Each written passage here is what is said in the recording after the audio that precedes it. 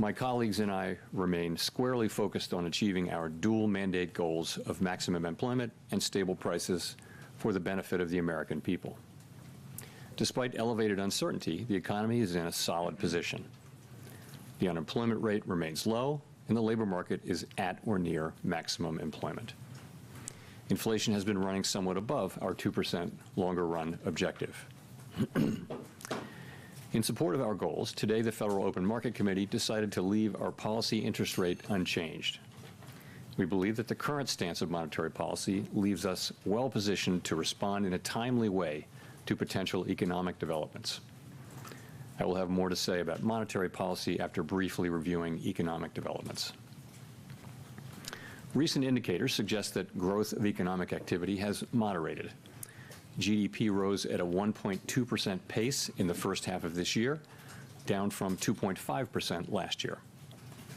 Although the increase in the second quarter was stronger at 3%, focusing on the first half of the year helps smooth through the volatility in the quarterly figures related to the unusual swings in net exports. The moderation in growth largely reflects a slowdown in consumer spending. In contrast, business investment in equipment and intangibles picked up from last year's pace. Activity in the housing sector remains weak. In the labor market, conditions have remained solid. Payroll job gains averaged 150,000 per month over the past 3 months. The unemployment rate at 4.1% remains low and has stayed in a narrow range over the past year.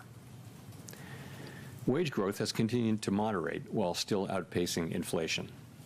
Overall, a wide set of indicators suggests that conditions in the labor market are broadly in balance and consistent with maximum employment. Inflation has eased significantly from its highs in mid-2022, but remains somewhat elevated relative to our 2% longer-run goal. Estimates based on the Consumer Price Index and other data indicate that total PCE prices rose 2.5% over the 12 months ending in June, and that, excluding the volatile food and energy categories, core PCE prices rose 2.7%. These readings are little changed from the beginning of the year, although the underlying composition of price changes has shifted. Services inflation has continued to ease, while increased tariffs are pushing up prices in some categories of goods. Near-term measures of inflation expectations have moved up on balance over the course of this year on news about tariffs, as reflected in both market-based and survey-based measures. Beyond the next year or so, however, most measures of longer-term expectations remain consistent with our 2% inflation goal. Our monetary policy actions are guided by our dual mandate to promote maximum employment and stable prices for the American people. At today's meeting, the committee decided to maintain the target range for the federal funds rate at 4.25% to 4.5%, and to continue reducing the size of our balance sheet. We will continue to determine the appropriate stance of monetary policy based on the incoming data, the evolving outlook, and the balance of risks. Changes to government policies continue to evolve, and their effects on the economy remain uncertain. Higher tariffs have begun to show through more clearly to prices of some goods, but their overall effects on economic activity and inflation remain to be seen. A reasonable base case is that the effects on inflation could be short-lived, reflecting a one-time shift in the price level.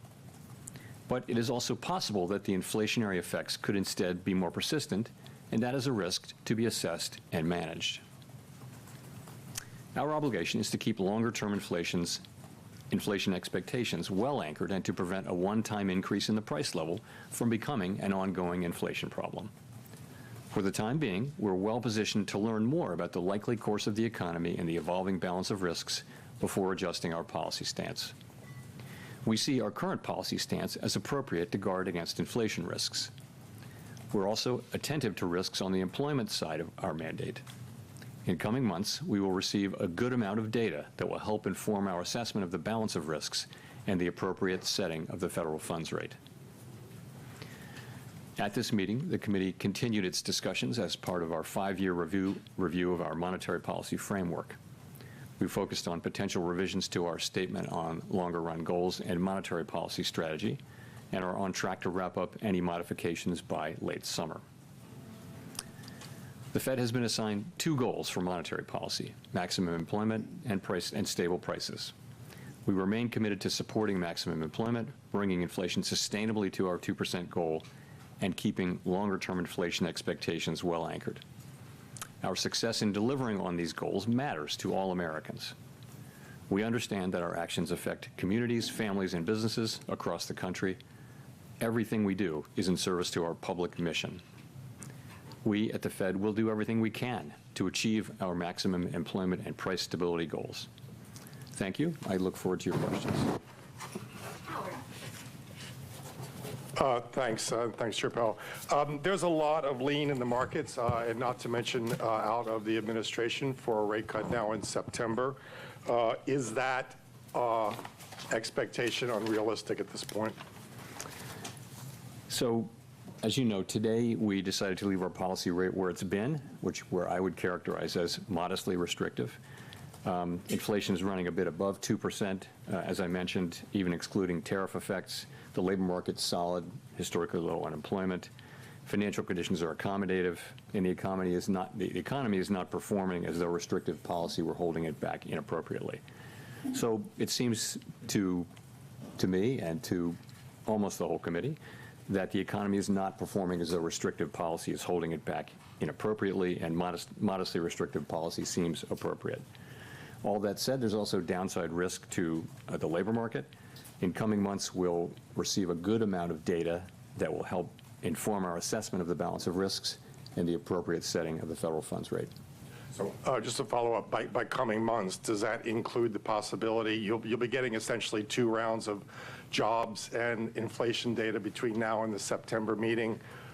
Is that potentially adequate to make a decision to lower rates at that point? So you're right. We do have, this is an intermeeting period when we'll get 2 full rounds of employment and inflation data before the time of the September meeting. We have made no decisions about September. We don't do that in advance. We'll be taking that information into consideration and all the other information we get as we make our decision at the September meeting. Mr. President, you said that higher interest rates are making it harder for veterans to refinance. There's a stronger than expected GDP report this morning. What do you say to analysts who worry that lowering interest rates would actually lead to inflation? Well, if that happens, then we just raise them. What you do is you lower them, and let's see if there's inflation. Right now, there's no inflation. Everybody thought there would be. All we have is billions of dollars of cash pouring into our country from other countries that took advantage of us for many, many years. You know, they were taken advantage of. We were like the stupid people that didn't know what they were doing. They took advantage of us. Other countries, friend and foe. And by the way, the friend was oftentimes much worse than the foe when it comes to trade. So if that happens, what you do is you raise your rates and you do what you have to do to stop inflation. But we're keeping the rates high, and it's hurting people from buying houses, and we don't want that. If for any reason that happened in a year or two, if there's some signs of inflation coming back, right now there's not. We have a great thing going. I think we're going to have the richest economy you've ever seen. We have money coming in that we've never even thought about at numbers that nobody's ever seen before. We have a deal with Japan where they're going to pay us $550 billion. We have a deal with Europe where they're doing $750 billion plus $400 billion plus $300 billion.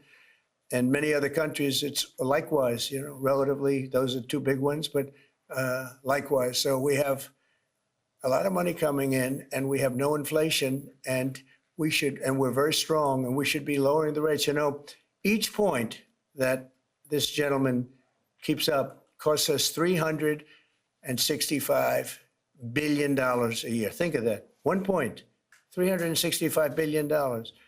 If you bring it down a point, we save 365. We should be the lowest interest rate, and we're not. We're 38, number 38, because of the Fed. It's all because of the Fed.